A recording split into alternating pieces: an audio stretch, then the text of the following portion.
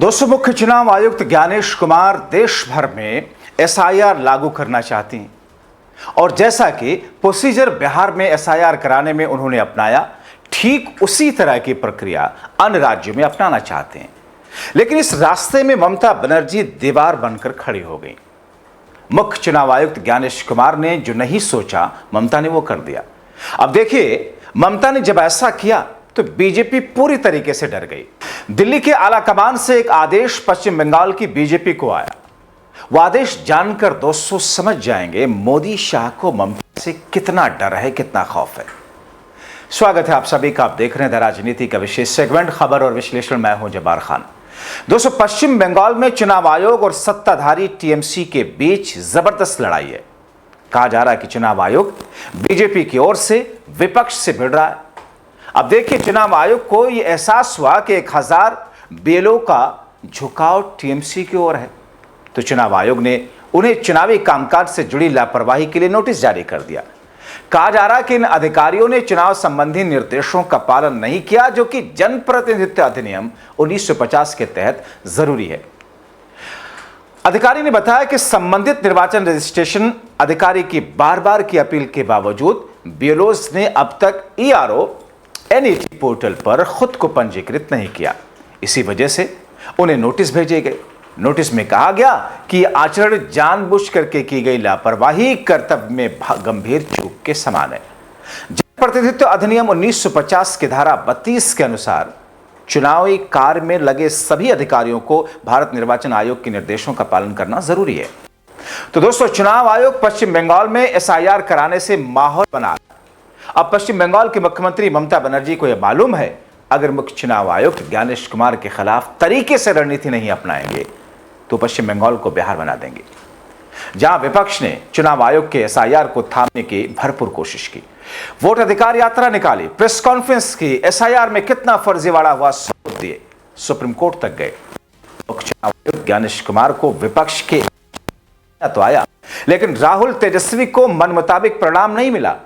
लेकिन पश्चिम बंगाल के मुख्यमंत्री ममता बनर्जी बिहार में विपक्ष ने जो गलती की उससे सीख ली, एक अलग तरीके की रणनीति अपनाई, जिससे ज्ञानेश कुमार को टेंशन हो गई। दोस्तों, पश्चिम बंगाल के मुख्यमंत्री और टीएमसी सुप्रीमो ममता बनर्जी जहां चुनाव आयोग द्वारा राज्य में मतदाता सूची के एसआईआर के खिलाफ है, वहीं विधायकों और सांसदों सहित उनकी पार्टी के नेताओं ने इसके लिए अपनी तैयारियां तेज कर दी। टीएमसी नेताओं अपने निर्वाचन क्षेत्र में टीएमसी कार्यकर्ताओं के साथ बैठक कर रहे हैं, एसआईआर अभ्यास के लिए एकजुट होने के लिए प्रेरित कर रहे हैं। इन बैठकों में कई विधायकों ने पार्टी के कार्यकर्ताओं से एक ही बात कही है। जरा गौर से सुनिएगा, वो बात जिसकी वजह से मुख्य चुनाव आयुक्त ज्ञानेश कुमार और बीजेपी की सांसें फूली हुई है। जब बीएलओ यानी कि ब्लॉक स्तरीय अधिकारी अपने घरों में जाएं तो उनके साथ जाएं, यह सुनिश्चित करने के लिए कि एक भी मतदाता का नाम ना हटाया जाए। अगर ऐसा करने में टीएमसी के नेता कामयाब हुए, फिर शून्य पता और जिंदा को मृत करने की संभावना नहीं होगी। दोस्तों, चुनाव आयोग मार्च अप्रैल 2026 में होने वाले विधानसभा चुनाव से पहले बंगाल में एसआईआर लागू करने के लिए तैयार है। चुनाव निकाय ने एसआईआर से पहले की अपनी तैयारी तेज कर दी है और मतदाताओं को 2002 की मतदाता सूची से जोड़ रहा है, जब राज्य भर में अंतिम गहन पुनरीक्षण किया गया था। 24 जून को चुनाव आयोग ने पूरे देश में एसआईआर का आदेश दिया, जिसकी शुरुआत चुनावी राज्य बिहार से हुई, जहां नवीनतम मतदाता सूची की तुलना 2003 की सूची से की गई, जब वहां अंतिम गहन पुनरीक्षण किया गया था। बिहार के जिन मतदाताओं के नाम 2003 के मतदाता सूची में नहीं थे, उन्हें पात्रता स्थापित करने के लिए अपनी जन्मतिथि, जन्मस्थान साबित करने वाले दस्तावेज जमा करने को कहा गया था। पिछले दिनों कोलकाता में एक कार्यक्रम को संबोधित करते हुए ममता टीएमसी नेताओं और कार्यकर्ताओं से एसआईआर के दौरान सतर्क रहने का आग्रह करती हैं, मतदाताओं के अधिकारों की रक्षा सुनिश्चित करने को कहती हैं। सीएम ने कथित तौर पर एसआईआर के माध्यम से एनआरसी को पिछले दरवाजे से लागू करने की साजिश रचने के लिए चुनाव आयोग और बीजेपी शासित केंद्र पर निशाना साधा और कहा कि टीएमसी मतदाता सूची से मनमाने ढंग से नाम नहीं हटाने देगी। टीएमसी सांसद अरूप चक्रवर्ती ने पार्टी कार्यकर्ताओं की एक बैठक को संबोधित करते हुए कहा, तैयार रहो, बीएलओ घर घर जाना शुरू कर देंगे। बीएलओ जहां भी जाएं, आपको उनके साथ जाना है। अगर कुछ मतदाता मौजूद नहीं है तो आप उनकी ओर से फॉर्म एकत्र करें, सुनिश्चित करें कि फॉर्म भरे गए कि नहीं। इनसे पहले लाभपुर से टीएमसी विधायक अभिजीत सिन्हा ने पार्टी कार्यकर्ताओं से कहा, जिस दिन से बीएलओ गांव वालों से मिलने जाएं, हमारे बूथ लेवल एजेंट उनके साथ जाएंगे। तैयार रहें, गांव में कोई समस्या मिली तो आपको उसे सुलझाना होगा या विरोध प्रदर्शन करना होगा। हालांकि टीएमसी नेता के स्टैंड बीजेपी की ओर से डराने का भी प्रयास हो रहा है।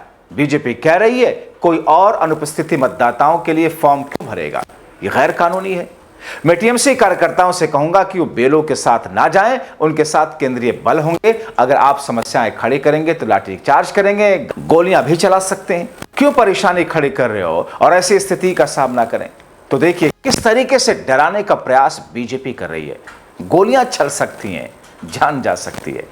अब दोस्तों देखिए कि एक तरफ टीएमसी नेताओं और कार्यकर्ताओं की सक्रियता को देखकर बीजेपी उनके अंदर भय डालने का प्रयास कर रही है, तो दूसरी तरफ दिल्ली में बैठे बीजेपी के नेता ममता बनर्जी से डरे हुए हैं। बीजेपी के रणनीतिकारों ने पश्चिम बंगाल की राजनीति को लेकर के जो रणनीति बनाई है, उसके आधार पर दोस्तों मैं कह रहा हूं, अगले साल होने वाले पश्चिम बंगाल विधानसभा चुनाव के लिए बीजेपी ने अपनी रणनीति में बड़ा बदलाव किया। पिछले विधानसभा चुनाव में मिली हार से सबक लेते हुए पार्टी इस बार नए अंदाज में मैदान में उतरने की तैयारी कर रही है। बीजेपी ने फैसला किया है कि ममता बनर्जी पर व्यक्तिगत रूप से टिप्पणी नहीं करेगी, जबकि पिछली बार पीएम मोदी ने दीदी ओ दीदी ओ दीदी एक लुच्चे जैसी भाषा और अंदाज का इस्तेमाल किया था एक प्रधानमंत्री के पद पर बैठकर। महामौन मोदी साहब कुछ तो लिहाज कीजिए, क्योंकि भारतीय जनता पार्टी के नेताओं के खिलाफ कोई अगर सोशल मीडिया पोस्ट कर देता है तो उसकी जगह जेल की सलाखें होती हैं। आप एक महिला मुख्यमंत्री को, एक बुजुर्ग महिला मुख्यमंत्री को, ये तो सी ग्रेड के हिंदी फिल्मों के कोई लुच्चा विलन भी नहीं करता है। लेकिन इस बार मोदी जी इस तरह के शब्दों से दूरी बनाएंगे, ममता बनर्जी को सीधे तौर पर निशाने पर नहीं लेंगे। बजाय टीएमसी सरकार के नाकामियों, भ्रष्टाचार, कानून व्यवस्था के मुद्दों को उठाने की कोशिश करेंगे। दरअसल पिछले विधानसभा चुनाव में बीजेपी ने पूरा चुनाव मुख्यमंत्री ममता बनर्जी के इर्द गिर्द कर दिया था। प्रचार के दौरान पीएम मोदी समेत बीजेपी के नेताओं ने ममता बनर्जी पर व्यक्तिगत टिप्पणियां की, जो बंगाल के मतदाताओं को पसंद नहीं आई। खासकर एक महिला मुख्यमंत्री के खिलाफ व्यक्तिगत हमले का असर उल्टा पड़ा।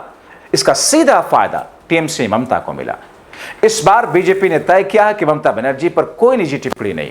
बीजेपी अब ममता बनर्जी को बतौर मुख्यमंत्री उनके शासन की नाकामियों, भ्रष्टाचार और दूसरे मुद्दों को उठाने का काम करेगी।